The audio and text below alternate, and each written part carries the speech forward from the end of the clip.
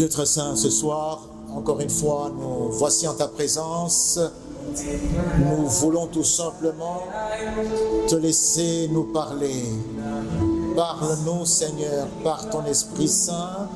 Dispose nos cœurs à recevoir ce que tu nous as préparé. Seigneur Saint-Esprit, d'un bout à l'autre, règne et qu'aucun autre esprit ne perturbe ces instants. Toi qui es plus fort que tout autre esprit dans ce monde, glorifie le Père au nom de Jésus-Christ. Amen. Nous avons annoncé le dimanche passé que nous allions poursuivre le sujet que nous avons abordé, intitulé « Tu as dit, maison de Dieu », avec un point d'exclamation à la fin. « Tu as dit, maison de Dieu ». Et le texte que nous lisons ce soir est le même que nous avons lu, le texte que nous avons lu le dimanche passé, c'est dans l'évangile selon Luc, plus précisément au chapitre 19. Mais nous lirons le verset 45 et le verset 46. Il entra dans le temple et il se mit à chasser ceux qui vendaient, leur disant, il est écrit, ma maison sera une maison de prière. Ma maison sera une maison de prière. Mais vous en avez fait une caverne de voleurs. C'est le roi David qui le premier eut l'idée de construire une maison à l'Éternel pour y abriter le coffre de l'Alliance, le coffre sacré de l'Alliance. David, ayant eu cette idée, la partagea au prophète Nathan. Et le Seigneur va parler à David à ce sujet. Vous pouvez lire cela dans le deuxième livre, dans le premier livre des Chroniques, au chapitre 17, versets 12 à 14. Dieu parle à David à travers le prophète Nathan en 3 points à tout le moins. Premièrement, il dit à David que l'idée que tu as de construire la maison est une merveilleuse idée, mais elle ne fait que rejoindre mon plan, elle ne fait que rejoindre mon projet de bâtir cette maison. Et c'est un projet auquel je tiens depuis longtemps. Deuxièmement, toujours dans ce propos que le prophète rapporte à David de la part de Dieu, deuxièmement, il est dit à David que ce ne sera pas lui qui bâtirait cette maison à l'Éternel. Troisièmement, il est dit à David que ce sera un de ses descendants, un de ses fils, qui bâtira cette maison après que David se sera couché avec ses pères, donc après que David sera donc décédé. Depuis, mes frères, nous savons très bien, avec la suite des Écritures, que ce n'était pas de Salomon que l'Éternel parlait pour lui bâtir la maison, mais qu'il s'agissait d'un digne fils de David, de le meilleur que Salomon, qui devait en son temps accomplir cet ouvrage et bâtir à l'Éternel l'édifice dont l'Éternel parle ici, l'édifice qui devait être la maison de l'Éternel. Nous savons que c'est Jésus-Christ qui allait avoir la charge de bâtir cette maison. Et cette maison, cet édifice, nous avons dit le dimanche passé, nous l'avons démontré, qu'il s'agit de l'Église. Jésus dit dans Matthieu chapitre 16, verset 18, « Je bâtirai mon Église ». Mes frères, parlons de la préparation de l'Église. C'est le premier point. Il y en aura deux que nous partagerons pour terminer ce sujet. On n'aura pas tout épuisé, mais nous avons au moins dit qu'on parlera et aborderons la question de la maison de Dieu avec ce partage. Premier point, la préparation de l'Église, un processus laborieux et fastidieux au cœur de Dieu. Préparation de l'Église, 2 points, un processus laborieux, fastidieux au cœur de Dieu. Nous aurons l'autre point après celui-ci plus tard. Mes frères, mes sœurs, la préparation de l'Église a dû occuper Dieu pendant longtemps. Et tout l'Ancien Testament, si vous regardez bien, Dieu étant au travail, il prépare toutes les conditions, il réunit toutes les conditions pour avoir enfin l'Église. Ainsi, l'Ancien Testament parle abondamment de l'Église. C'est quand nous qui avons le privilège de lire toute la Bible maintenant, tout l'Ancien Testament, le Nouveau Testament, que nous savons voir à travers les lunettes que nous avons du Nouveau Testament. Nous savons voir que Dieu parle, qu'il est question abondamment de l'Église dans l'Ancien Testament. De la maison de Dieu qui est l'Église. Et pour justifier d'ailleurs son comportement, assez bien osé, assez bien étrange et inattendu, le comportement que Jésus va avoir au temple en malmenant pratiquement les vendeurs qui étaient là et les acheteurs, en renversant leurs étalages. Pour justifier ce comportement, Jésus va recourir aussi à l'Ancien Testament et va citer 2 prophètes. Il s'agit du prophète Ésaïe et du prophète Jérémie. Jésus, c'est le meilleur interprète des Écritures. Il va ici nous placer devant la compréhension que nous devons avoir des citations auxquelles il va faire allusion. La première citation est dans Ésaïe 56 au verset 7, mais je vais quand même lire le verset 3a et 6. Donc Ésaïe 56, verset 3a, 6 et 7. Ici, avec ce premier verset, le message est simple. On nous fait comprendre que la maison dont question ici sera composée et des Juifs et des autres peuples non juifs. Ça ne sera pas seulement une maison composée d'un seul peuple qui serait le peuple juif, mais ça sera composé et des peuples juifs qui seront rejoints par d'autres peuples, la maison de Dieu.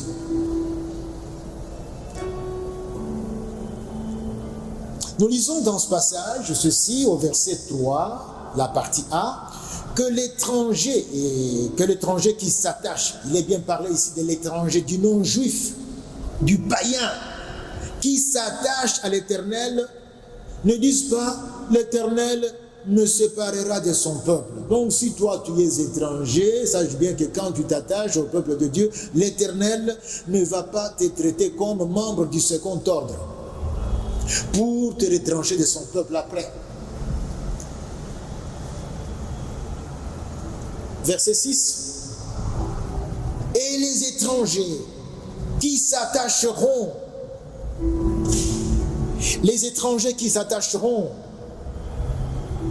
à l'Éternel pour le servir, pour aimer les noms de l'Éternel, pour être ses serviteurs. Tous ceux qui garderont le sabbat pour ne point le profaner et qui persévéreront dans mon alliance, je les emmènerai sur ma montagne sainte et je les réjouirai dans ma maison de prière. Maison de prière, ça nous fait penser à la tente d'assignation, à la tente de rencontre. Dans ma maison de prière. Et leurs holocaustes et leurs sacrifices seront agréés sur mon autel. Et le verset 7, car ma maison sera appelée une maison de prière pour tous les peuples. Mes frères, notez avec moi ce qui est dit au verset 3. Il est question de l'étranger, donc du non-juif. C'est une ouverture, mes frères, qui est faite là, aux païens. Dieu parle de l'étranger, il s'adresse à quelque étranger que ce soit. Et c'est maintenant qu'on est éclairé avec la lumière du Nouveau Testament pour voir que Dieu était en train de parler, bien sûr, de la composition de l'Église, qui devrait être composée en tant que maison de Dieu, et des Juifs. Et le verset 6 et 7 parle de ces étrangers qui deviendraient des serviteurs de l'Éternel. Quand nous prenons le Nouveau Testament, nous voyons avec Paul, dans la première épître de ce Paul qui est écrite aux Corinthiens, au chapitre 4, les versets 1 et 2, Paul dit que le statut auquel nous, et là il parle aux Corinthiens, c'est-à-dire aux non-juifs, et par ricochet à tous les peuples,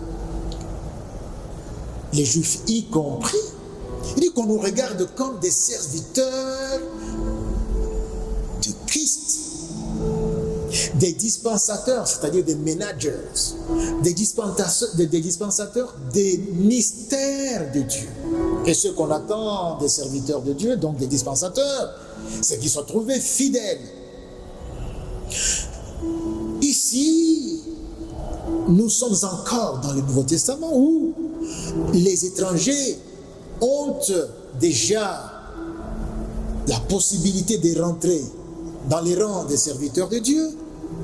Et quand cela est annoncé, c'est pour qu'ils soient au même rang que les Juifs qui croient, qui adhèrent, parce qu'il y avait des Juifs aussi qui n'étaient pas adhérents et qui n'ont pas cru, et qui aussi plus tard n'allaient pas croire en Christ. Eh bien, il s'agit de ces Juifs qui allaient croire. On allait donc avoir le même statut des serviteurs. C'est le plus grand statut auquel nous pouvons aspirer. Allons plus bas, cette fois-ci au verset 8 du même chapitre 56 du livre d'Ésaïe. Nous lisons ceci. Le Seigneur, l'Éternel, parle. Lui qui rassemble les exilés d'Israël. Je réunirai d'autres peuples à lui, aux siens déjà rassemblés. Donc il est question ici de la précision que nous devons avoir, donnée depuis Ésaïe 56, et même dans d'autres textes abondants de l'Ancien Testament, que la maison de Dieu, la maison qui allait être construite, qui allait être bâtie pour Dieu, allait contenir pour membres et les Juifs et les non-Juifs. Dans le Nouveau Testament, nous allons aussi bien comprendre qu'il s'agit des Juifs et des non-Juifs qui allaient croire au Messie, Jésus-Christ. Le deuxième texte auquel le Seigneur a fait allusion, c'est dans le livre de Jérémie au chapitre 7, verset 11. Mais pour avoir le contexte, laissez-moi lire à partir du verset 9. jusqu'au verset 11. Ici, de quoi il s'agit? Cette maison dont question dans les projets de Dieu doit être sainte. Dieu l'avait sainte. Sa maison doit être sainte. Dieu est saint et il veut que ceux qui sont dans sa maison soient également saints. Et que sa maison soit sainte, sa famille soit sainte. Qu'est-ce que nous y lisons, mes frères? Jérémie chapitre 7, versets 9 à 11. Quoi? Dérober, tuer, commettre des adultères, jurer faussement, offrir de l'encens à Baal, aller après d'autres dieux, et puis vous venez dans cette maison où mon nom est invoqué. Est-elle à vos yeux, verset 11, est-elle à vos yeux une caverne des voleurs, cette maison où mon nom est invoqué? Voilà ce que l'Éternel demande. Est-elle à vos yeux une caverne des voleurs, cette maison où mon nom est invoqué? Mes frères, mes sœurs, le Seigneur Jésus-Christ, nous avons dit que c'est lui le meilleur interprète des Écritures. Il justifie son intervention musculée en recourant à ces deux passages auxquels nous avons fait allusion et les met côte à côte. Il dira dans Luc 19, 46, « Il est écrit, ma maison sera une maison de prière, mais vous en avez fait une caverne des voleurs. » C'est une citation libre de ces deux passages, mais aussi une citation, nous pouvons dire, justifiée, motivée. Une citation orientée. Mes frères, mes sœurs, cet exploit, j'appelle exploit ce que le Seigneur fit à l'égard de ses vendeurs, cet exploit du Seigneur Jésus a été édité au début de son ministère et réédité avec force à la fin de son ministère, bien avant sa mort à la croix de Golgotha.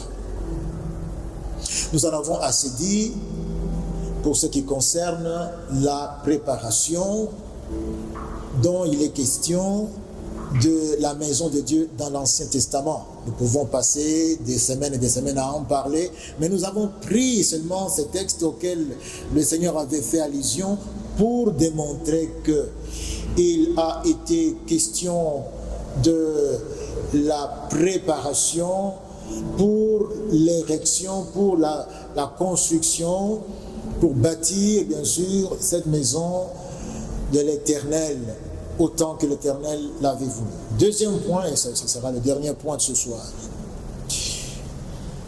2 fois les vendeurs et les acheteurs chassés du temple. 2 fois. 2 fois. Nous l'avons dit, l'exploit est édité au début du ministère, il est réédité aussi à la fin du ministère du Seigneur Jésus. C'est toute une parabole qui a une profonde signification eu égard à la maison qui devait être construite pour l'Éternel. Mes frères, mes sœurs, il est édifiant de saisir et de noter ce que les disciples qui étaient avec le maître pendant ces remue-ménages qu'il a dû connaître avec les affairistes au temple, il est donc important de noter ce que ceux-ci, les disciples, comprirent de ce que le maître était en train de faire. Lorsque le maître s'illustrait, bien sûr par une bravoure, d'un autre genre, là où on l'attendait le moins. Qu'est-ce qu'ils ont compris? Il s'agit ici, mes frères,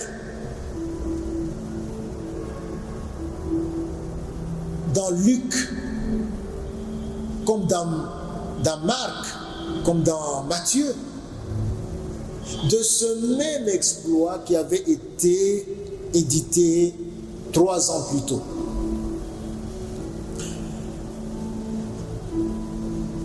Le même exploit va se retrouver 2 fois édité. Parlons de la première édition et nous parlerons aussi de la deuxième édition. Je vous demande votre attention, mes frères, puisque c'est en ce moment à cette étape où on va atterrir et où on va donc donner l'essentiel de ce sujet. J'ai besoin de votre attention. La première édition, c'est comme cela est indiqué dans Jean chapitre 2, verset 11 jusqu'à 16. Alors, nous avons le Seigneur Jésus qui, avant Pâques, se retrouve à Jérusalem. Les précisions nous sont données, c'était en l'an 27, le 3 avril. Enfin, en avril, pas le 3 avril, en avril. Première édition, c'est la première fois que Jésus monte à Jérusalem avec les disciples. C'est à Pâques, il y a donc du monde. Les pèlerins de par le monde viennent à ces grands événements où tous les juifs pieux étaient attendus à Jérusalem, comme c'était avec le fête de semaine, comme c'était avec le fête des tabernacles.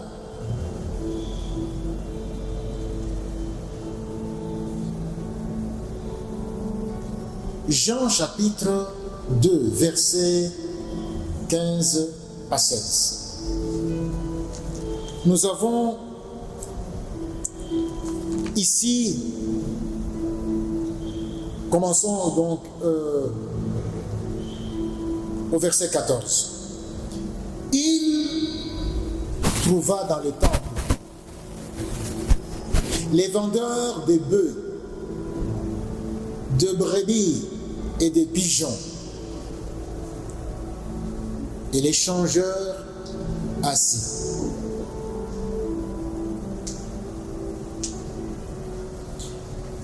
Ayant fait un fouet avec les cordes, il les chassa tous du temple, ainsi que les brebis et les bœufs. Il dispersa la monnaie des changeurs et renversa des tables. Et il dit aux vendeurs des pigeons, ôtez cela d'ici, ne faites pas de la maison de mon Père une maison de trafic. Mes amis, il faut dire que l'essentiel avait cédé au secondaire. C'est vrai qu'il fallait venir avec la monnaie, toutes ces contrées où habitaient les Juifs, et le changer en monnaie locale pour s'acheter les bœufs, les brebis, les pigeons en vue du sacrifice. Seulement, ce qui est arrivé, c'est que les affaires avaient pris les dessus.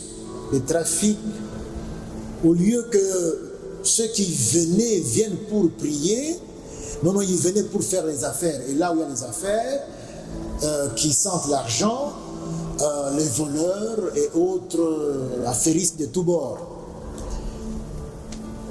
se retrouvent. Jésus prend le fouet et les fouette. Que comprennent les disciples? C'est ça notre préoccupation. Qu'est-ce que les disciples comprennent? Le verset 17, Jean 2, 17. Les disciples se souvinrent qu'il est écrit, le zèle pour ta maison me dévore. Les ailes pour ta maison me dévorent. Ça, c'est écrit dans le psaume 69, le verset 10, un des psaumes messianiques très reconnus. Les ailes de ta maison, les ailes pour ta maison me dévorent. Eh bien, après que Jésus eut chassé les vendeurs, les acheteurs et tous les affairistes qui étaient là, les Juifs étaient curieux. Ils viennent lui poser une question. Et là, nous sommes au verset 18. Il lui demande un miracle. Quel miracle nous montres-tu pour agir ainsi? Autrement dit, bon, qu'est-ce qui nous montre que tu es ce que tu prétends être pour agir ainsi? Jésus va donner une réponse à peine pénétrable. Donc une réponse pratiquement impénétrable et insondable. Nous sommes au verset 19.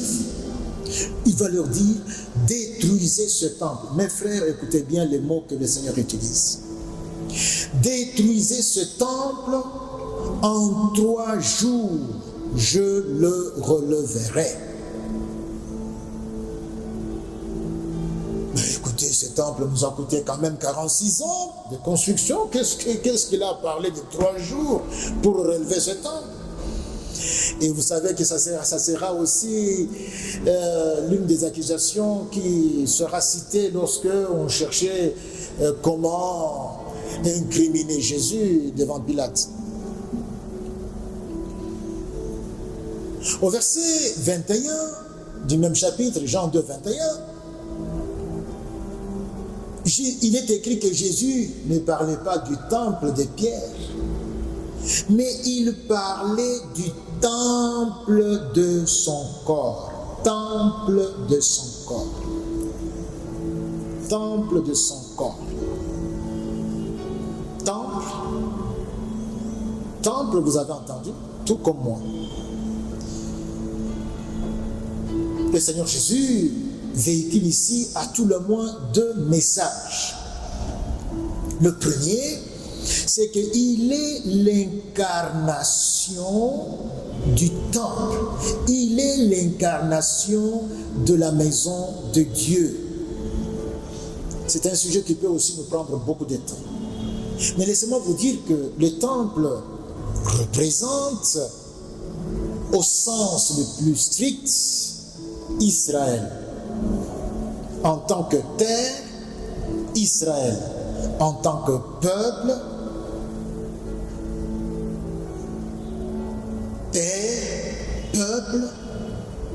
tous représentés par temple. Le temple. On va de la terre, on passe par le peuple en cône et on va vers le temple. Là, c'est le point du cône. Et en tant que tel, Jésus n'est pas moins l'incarnation par excellence de la postérité d'Ève qui devrait écraser la tête du serpent.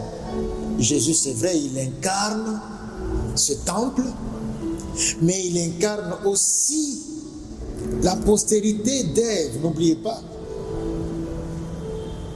qui devait écraser la tête du serpent. Jésus donc il se présente en temple incarné. Les temples, son corps. En effet, mes frères, tout l'Ancien Testament parle de Jésus, converge vers Jésus et s'accomplit en Jésus. Jésus est le tube de l'entonnoir, le goulot d'étranglement par lequel tout doit nécessairement passer. Si ce n'est pas par Jésus, ça ne passe pas. Dieu a prévu que ça soit Jésus. C'est ainsi que Jésus dit clairement qu'il n'est pas venu pour enlever un seul iota des Écritures. Puisqu'enlever un seul iota des Écritures, c'est carrément couper, scier la branche sur laquelle il est assis. Pourquoi? Parce que l'Ancien Testament parle de lui, les Écritures de tout l'Ancien Testament parlent de lui, et il est l'accomplissement de ces Écritures. Donc Jésus est, comme je dis, le tube de l'entonnoir par lequel tout le programme, tout le projet de Dieu passe. Deuxième message que Jésus communique en disant que, en parlant de son corps comme du temple qui devait être détruite et qu'il allait relever dans 3 jours. Deuxième message, c'est que par sa mort et sa résurrection, le Seigneur Jésus-Christ, en tant que temple de Dieu, allait être retapé, allait être transformé, allait être retravaillé totalement en un fondement d'une nouvelle maison telle que Dieu la voulait. Un fondement d'une nouvelle maison. Oui, une maison qui n'est pas faite des mains d'hommes, une maison qui n'est pas construite par les hommes, mais une maison dont Jésus-Christ est le fondement et l'architecte. Ce n'est pas la première fois que Jésus a 2 titres, a 2 charges qui sont attachées à une même œuvre. Nous savons que Jésus est le sacrifice et le sacrificateur en même temps. Ici, il est le fondement de la maison et l'architecte même de la maison. Ce message passe ainsi. Lisons, mes frères, dans Jean chapitre 2, verset 22, il est écrit ceci. C'est pourquoi, lorsqu'il fut ressuscité des morts, ses disciples se souvinrent qu'il avait dit cela et ils crurent à l'écriture et à la parole que Jésus avait dite. Ils ont compris, 3 jours, il est ressuscité. Donc le temple dont il parlait, c'était son corps. Ah bon, c'est ça. Ils ont compris. Là, c'est la première édition de l'exploit de Jésus. L'édition première qui eut lieu en avril 27, de l'an de grâce 27, au temple de Jérusalem, au début du ministère de Jésus. Parlons maintenant de la deuxième édition. Mes frères, faites attention et soyez approchés. La deuxième édition de l'exploit qui est rapporté par les évangiles synoptiques Matthieu, Marc et Luc. Nous sommes également à Pâques, mais c'est la dernière Pâques que Jésus va devoir célébrer avec ses disciples. Vous savez que c'est à l'occasion même qu'il va instituer la Sainte Seine. C'est la dernière Pâques, disais-je, du ministère de Jésus. C'est 3 ans après le premier exploit qu'il y a en l'an 27. Ici, nous sommes maintenant à l'an 30. Vous notez que ça fait 3 ans, donc la probabilité que ceux qui avaient été témoins des premiers remue-ménages en l'an 27, puisque c'est la période pascale, pouvaient aussi, la probabilité est grande qu'ils soient aussi là et revivent la même scène qu'il y a 3 ans plus tôt. Elle est grande la probabilité, puisque les Juifs pieux n'étaient pas tous morts dans 3 ans, donc on pouvait encore retrouver quelques-uns de ceux qui avaient vécu la première édition de l'exploit. Je parle bien de la première édition parce que celle-ci n'est qu'une suite. Jésus continue avec le même exploit. Il reprend là où il s'était arrêté et il poursuit. Il a commencé, si vous voyez bien, on va le démontrer. Il commence, elle laisse le suspense, et puis il vient poursuivre et vient venir. Si vous regardez au début du ministère du Seigneur Jésus, dans son zèle pour la maison de son Dieu, il va bien sûr faire le nettoyage dans la maison de son Père pour en chasser les affairistes. Et le Seigneur Jésus dit ceci, notez, après avoir chassé les vendeurs et les acheteurs. Il dit au chapitre 2, verset 16, « Ôtez cela d'ici, ne faites pas de la maison de mon Père une maison de trafic. » Ça, c'est la cause. Voilà pourquoi vous avez fait de la maison de mon Père une maison de trafic, alors je vous chasse. C'est la cause.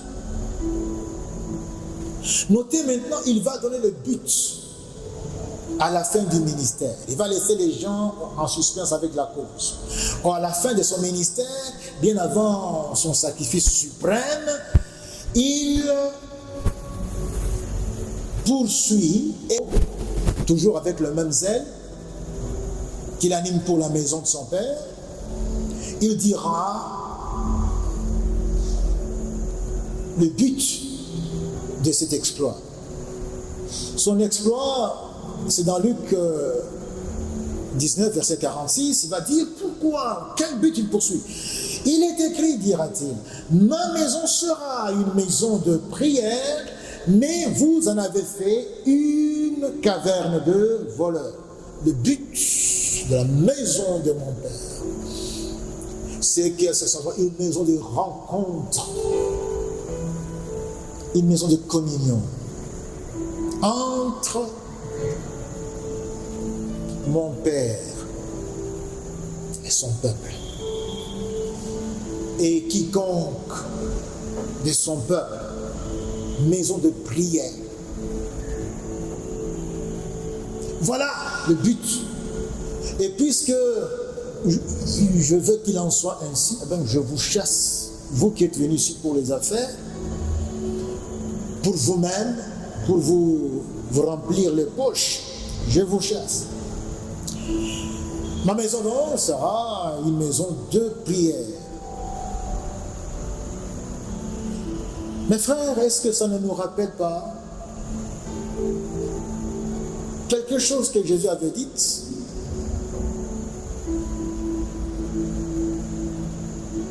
Quand Jésus parlait quelque temps auparavant, dans Matthieu 16, verset 18, ma maison, donc, ma maison sera une maison de prière. Jésus disait dans Matthieu 16, 18, je bâtirai. Donc, ici, ma maison sera une maison de prière. Et quand Jésus parle dans Matthieu, il dit, je bâtirai. Je bâtirai mon église. Notez mon église. Dans la maison. Donc, question. Dans le propos évoqué par Jésus ici, il dit, ma maison sera une maison de prière. C'est l'église.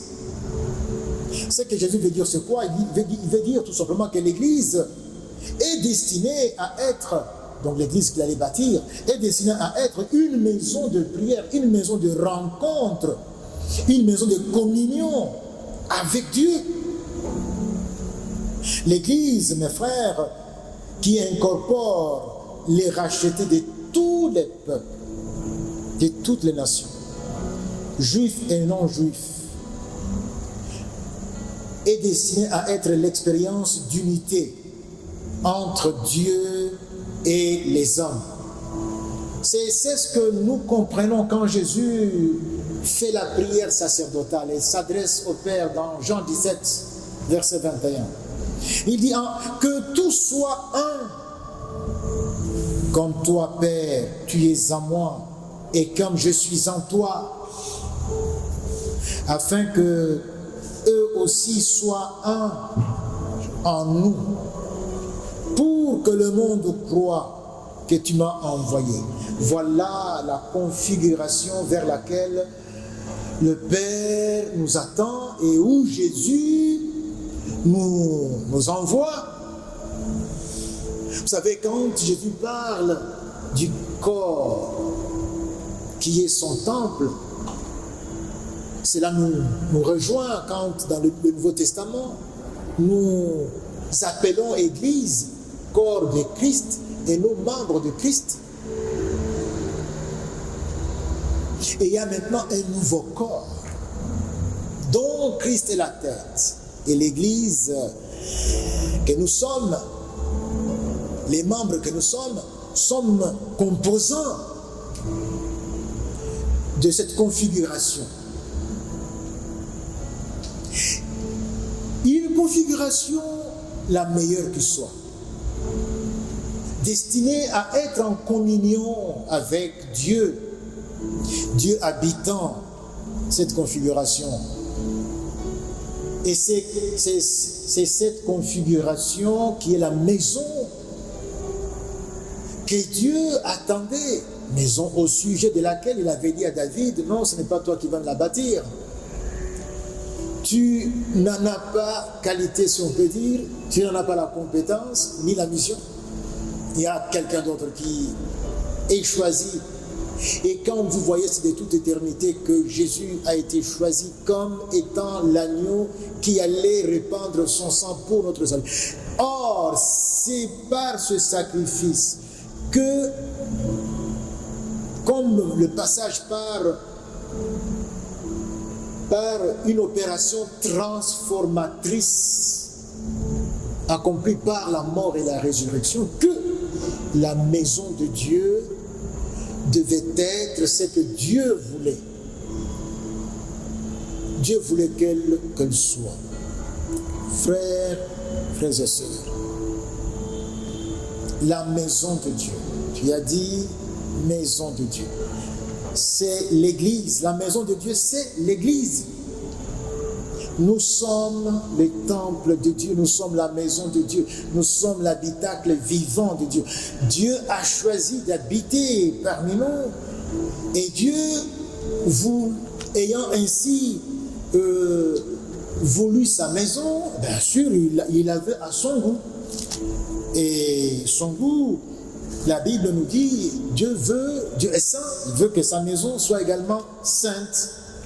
Dans 1 Corinthiens chapitre 3, on ne cite que ce passage parce qu'il y en a beaucoup, et si Dieu le veut, à une autre occasion, nous pouvons nous élargir sur le sujet. 1 Corinthiens 3, verset 16, « Ne savez-vous pas que vous êtes Église, vous êtes le temple de Dieu ?» Paul nous dit que nous sommes le temple de Dieu et l'Esprit de Dieu habite en vous. Nous sommes, quand il est dit que l'Esprit de Dieu habite en nous, ça veut dire le Père, le Fils et le Saint-Esprit. Christ a dit que si nous observons ce commandement, nous serons aimés de son Père, et lui et son Père viendraient habiter chez nous. Ici, il est parlé du Saint-Esprit qui habite en nous, ça veut dire Dieu, Père, Fils, Saint-Esprit. Il est dans sa maison. Mes frères, écoutons bien. L'Église est la maison de Dieu. Évitons tout ce qui la souille, tout ce qui met Dieu mal à l'aise.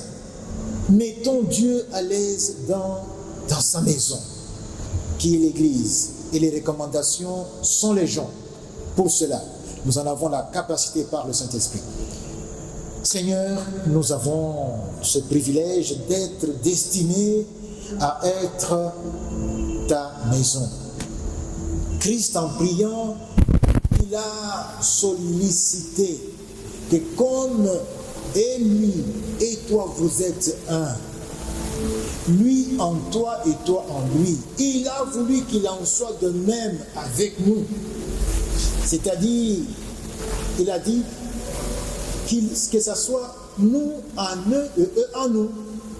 Donc, cette communion, cette configuration mystique qui fait que la maison de Dieu et l'habitant de cette maison soit un, a été ainsi la perspective que tu avais, Seigneur, de notre communion avec toi.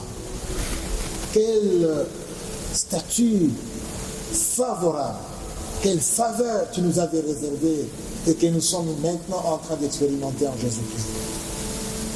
Que nous soyons un avec Dieu, Créateur. Et ça, c'est ton choix, Seigneur. Tu nous as élevés à un rang très élevé. Alors, Seigneur Saint-Esprit, aide-nous dans nos efforts à enlever toute souillure pour que l'habitant de sa maison soit à l'aise. Pour que Dieu soit à l'aise, pour que Dieu se plaise dans sa maison. Nous avons prié ainsi au nom de Jésus-Christ. Amen.